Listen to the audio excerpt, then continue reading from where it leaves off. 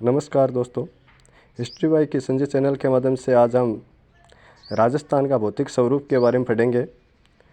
राजस्थान के जो 4 भौतिक भागों में बांटा गया है, तो पहला है थार का मरुस्थल, दूसरा अरावली पर्वत, तीसरा पूर्वी मैदान, चौथा है दक्षिण पूर्वी पठार। इस पर राजस्थान की कोई भी एग्ज़ाम हो, इनमें से एक प्रश्न ज़रूर आता है और बहुत ही महत्वपूर्ण है। तो हम सबसे पहले थार मरुस्थल के बारे में पढ़ेंगे कि उनका क्षेत्रफल कितना है, जनसंख्या कितनी है, कितने ज़िले आते हैं, और इसके बारे में विशेष जानकारी आपको मैं बताऊंगा इस वीडियो के माध्यम से। तो सबसे पहले हम पढ़ेंगे थार का मरुस्थल। इसका क्षेत्रफल है 61%, सबसे बड़ा क्षेत्रफल है अपने राजस्थान में थार का मरुस्थल में। जनसंख्या इसके 40% है और इनके ज़िले हैं वो 12 ज़िले आते हैं थार के मरुस्थल में। थार मरुस्थल विश्व के अन्य मरुस्थलों की तुलना में अधिक जनघनत्व है, जनघनत्व बहुत ज़्यादा है इसमें। वर्षा, खनिज विविधता, वनस्पति, कृषि, सिंचाई के साधन, सर्वाधिक जैव विविधता आदि के कारण विश्व का सबसे धनी मरुस्थल कहलाता है। कौन कहलाता है धनी मरुस्थल? जो थार का मरुस्थल, उसको धनी मरुस्थल कहते हैं। क्यों कहते हैं? क्योंकि थार मरुस्थल विश्व के अन्य मरुस्थलों की तुलना में अधिक जनघनत्व है। वर्षा, खनिज विविधता, वनस्पति, कृषि, सिंचाई के साधन, सर्वाधिक जैव विविधता आदि के कारण विश्व का सबसे धनी मरुस्थल कहलाता है। बाड़मेर, जैसलमेर, बीकानेर में स्थित रेतीले मरुस्थलीय भाग को भारतीय महामरुस्थल कहा जाता है। कई बार पूछ लेते हैं कि भारत का महामरुस्थल किसे कहा जाता है या किस जिले को कहा जाता है, तो क्यों कहा जाता है? तो इसमें यह है कि बाड़मेर, जैसलमेर, बीकानेर में स्थित रेतीले मरुस्थलीय भाग के कारण भारतीय महामरुस्थल कहा जाता है। इस क्षेत्र में रेत के टीले पाए जाते हैं जो हवा के साथ अपना स्थान बदल देते हैं। इनको बालुका स्तूप व स्थानीय भाषा में दोहरे कहते हैं। यह प्रश्न कई बार पूछा गया, आरपीएससी का फेवरेट क्वेश्चन है कि बालुका स्तूप या दोहरे किसे कहते हैं। तो जो इस क्षेत्र में रेत के टीले पाए जाते हैं जो हवा के साथ, आंधियों के साथ अपना स्थान बदल देते हैं, इन्हें बालुका स्तूप स्थानीय भाषा में दोहरे कहते हैं। तो ये महत्वपूर्ण प्रश्न बनता है आपका। इसके बाद में आपका आएगा थार के मरुस्थल को धरातलीय विशेषताओं के आधार पर मरुभूमि, घग्गर का मैदानी भाग, अर्ध मरुस्थलीय भाग, नागौरी उच्च भूमि तथा अंतःप्रवाही प्रदेशों में व्यक्त किया गया है। तो यह था थार के मरुस्थल के बारे में जानकारी।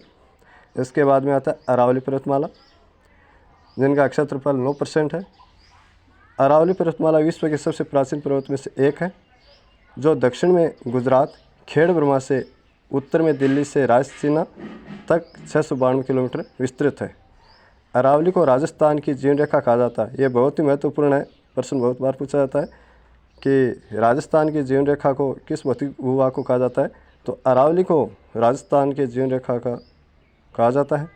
राजस्थान में अरावली पर्वतमाला की सबसे ऊंची पर्वत चोटी है जो गुरु शिखर है, जो सिरोही डिस्ट्रिक्ट के अंदर माउंट आबू में ऊंचाई 1722 मीटर है। और अरावली पर्वतमाला मानसून को रोककर पूरी दक्षिण राजस्थान में वर्षा करती है, इसलिए अरावली पर्वतमाला हमारे राजस्थान के लिए बहुत ही महत्वपूर्ण है। पूरे मैदानी प्रदेश, इनका क्षेत्रफल 23%, जनसंख्या 40% है और 56 गाँव समूह को, 56 नदी नालों के समूह को निर्मित मैदान के कारण 56 का मैदान कहा जाता है। ये परीक्षा में बहुत बार पूछा गया है कि 56 का मैदान किसे कहते हैं, तो 56 गाँव के समूह एवं 56 नदी नालों से निर्मित मैदान के कारण इसको 56 का मैदान कहा जाता है। राजस्थान में सबसे उपजाऊ सर्वाधिक जो अरावली पर्वतमाला उसका जनघनत्व है। राजस्थान में सबसे उपजाऊ व सर्वाधिक जनघनत्व अरावली पर्वतमाला का।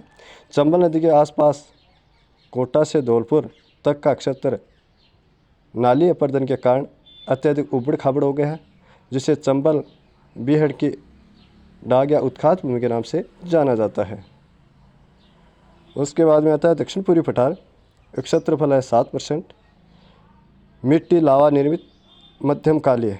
राजस्थान में पठार पूछ लेते हैं, राजस्थान में पठार कहाँ है या किस जिले में, तो सिरोही, उड़िया प्लस आबू में। और बोराट का पठार कहाँ? उदयपुर और राजसमंद में। बहुत ही महत्वपूर्ण चीज़ें हैं ये आपके लिए। चित्तौड़गढ़ है वो किस पठार पे बसा हुआ है? तो मेसा पठार पे बसा हुआ है। और लसाड़िया पठार कहाँ है? उदयपुर और प्रतापगढ़। तो ये महत्वपूर्ण है, बहुत ही आपको अच्छे से याद होना चाहिए। और एक आता है चित्तौड़गढ़ और भीलवाड़ा, जो पूरी भाग है उसको ऊपरमाल का पठार कहते हैं। एक बार इनको फिर से देखेंगे हम लोग। तो राजस्थान में जो पठार है सिरोही के अंदर है उड़िया और आबू पठार। और बोराट का पठार है उदयपुर और राजसमंद में। चित्तौड़गढ़ है वो मेसा पठार में बसा हुआ है। उदयपुर और प्रतापगढ़ 2 जिले हैं जिसमें लसाड़िया पठार विस्तृत है। उसके बाद में आता है चित्तौड़ और भीलवाड़ा का पूरी भाग है, इसमें ऊपरमाल का पठार है। तो ये पूछ लिया जाता है कई बार कि ऊपरमाल का पठार किस जिले में विस्तृत है या किस जिले में स्थित है? तो चित्तौड़गढ़ और भीलवाड़ा का पूरी भाग में स्थित है। अब इसके बाद में आता है आपका जलवायु ऋतु ये चक्र। राज्य में पश्चिम से लगभग 61% भाग पर शुष्क अर्धशुष्क मरुस्थलीय जलवायु है। जयपुर उत्तरी पूर्व जिलों में उपाद्र जलवायु है। और स्वाईमाधोपुर और उदयपुर 2 जिले में आर्द्र जलवायु पाई जाती है। कई बार पूछ लेते हैं स्वाईमाधोपुर और उदयपुर में कौन सी जलवायु पाई जाती है?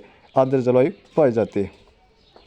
दक्षिण में बांसवाड़ा, दक्षिण पूर्व के झालावाड़ अति आर्द्र जलवायु पाई जाती है। बीहड़, यह प्रश्न बहुत ही महत्वपूर्ण है कि बीहड़ किसे कहा जाता है? उत्खात भूमि कौन सी होती है? जो नदी जल के कटाव से बनी उबड़ खाबड़ भूमि होती है उसको बीहड़ या उत्खात भूमि कहते हैं। और सबसे महत्वपूर्ण प्रश्न जो हर एग्ज़ाम में आज तक जितने एग्ज़ाम में करीब करीब पूछा गया है वो ये है कि भारत में शीत ऋतु में होने वाले वर्षा के माउट या पश्चिमी विक्षोभ कहा जाता है। तो कई बार ये पूछ लेते हैं माउट किसे कहते हैं या किस कारण होते हैं? तो भारत में, राजस्थान में नहीं, पूरे भारत में शीत ऋतु में होने वाली वर्षा को माउट या पश्चिमी विक्षोभ कहा जाता है। और ये कौन सी फसल के लाभदायक है? ये गेहूँ की जो फसल है उसके लिए लाभदायक है। ये वीडियो आपका बुरा हुआ और मेरे को आशा है कि ये वीडियो आपको पसंद आया होगा। आया तो लाइक, शेयर, कमेंट और सब्सक्राइब ज़रूर करें। और कोई आपको